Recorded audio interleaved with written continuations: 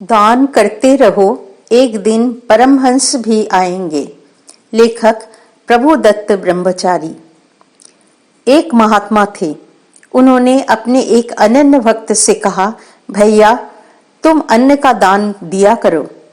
उसने कहा, महाराज किसे दान करे, सब कंगले इकट्ठे हो जाते हैं।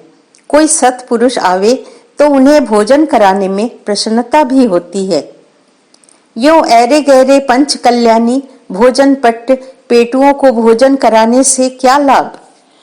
महात्मा ने पूछा, अच्छा तुमने कभी हंस को देखा है?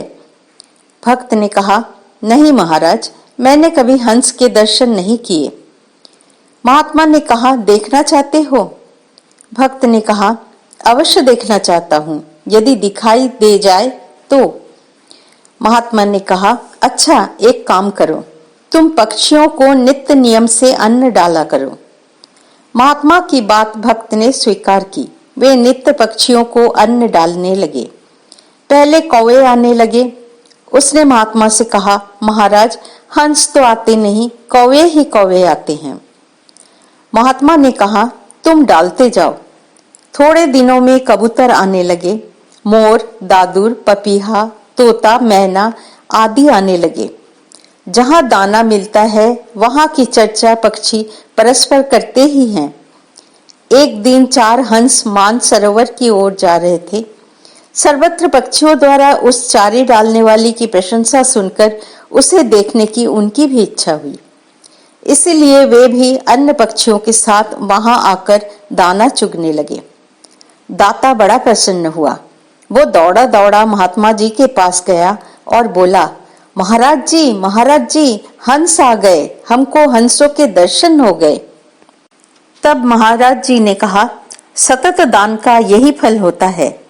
इसी प्रकार तुम निर्धन, कंगाल, दीनहीन भिखारियों को अन्न देते रहोगे तो एक दिन तुम्हारे द्वार पर परमहंस सिद्ध पुरुष भी आ जाएंगे। तुम्हारा समस्त दान सफल हो जाएगा। एक भी सिद्ध परम पुरुष परमहंस आ गया तो तुम कृतार्थ हो जाओगे। अतः भूखों को अन्न दान दिया करो। भक्त ने कहा, भगवान कितने पुरुषों को भोजन कराने के अनंतर सिद्ध पुरुष के दर्शन हो सकते हैं? महात्मा ने कहा, 1.25 लाख पुरुषों को भोजन करा दो तो भगवत कृपा से तुम्हें सिद्ध पुरुष के दर्शन हो सकते हैं। भक्त सामर्थ्यवान थे। उन्होंने कहा, मैं 1.25 लाख पुरुषों को भोजन कराऊंगा, किंतु हमें सिद्ध का पता चलना चाहिए कि सिद्ध पुरुष आ गए। यो वेश बदलकर गुप्त रूप में भोजन कर गए तो हमें क्या पता चलेगा कि सिद्ध आए या नहीं। हमें सिद्ध पुरुषों के प्रत्यक्ष दर्शन होने चाहिए। संत भी समर्थ थे। उन्होंने कहा, हाँ, तुम्हें 1.25 लाख पुरुषों के भोजन कराने पर सिद्ध पुरुष के अवश्य दर्शन होंगे, किंतु किसी भी समय किसी को अन्न से विमुख न जाने देना। जिस समय भी आकर जो तुमसे भोजन की याचना करे उस समय ही उसे भोजन देना, इसमें प्रमाद न करना। भक्त ने कहा, इसकी पहचान क्या है कि सिद्ध पुरुष आ गए? महात्मा ने एक घंटा देते हुए कहा, जिस समय यह घंटा अपने आप बीना बजाए बजने लगे तब समझो सिद्ध पुरुष आ गए। भक्त ने महात्मा की आज्ञा को शिरोधार्य किया। वो सेवक सामग्रियों के साथ गंगा तट पर जाकर बैठ गए। जो भी चाहे भक्त जी के भंडार में आकर प्रसाद पाले। वे सदा भोजन तैयार रखते थे। कभी किसी को निराश विमुख नहीं जाने देते थे। आस्तिक श्रद्धालु थे। वे श्रद्धा से सबको भोजन कराते थे।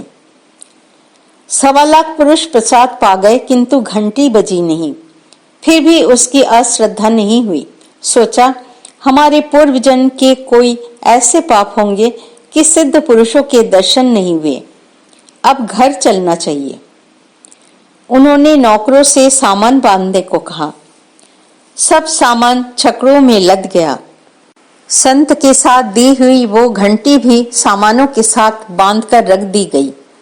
जिन बड़े डेगचों में चावल बनता था उन्हें मांझकर गाड़ी में रखने लगे। उनके नीचे जला हुआ भात जमा हुआ था। उसे खुरचकर नीचे रख दिया गया।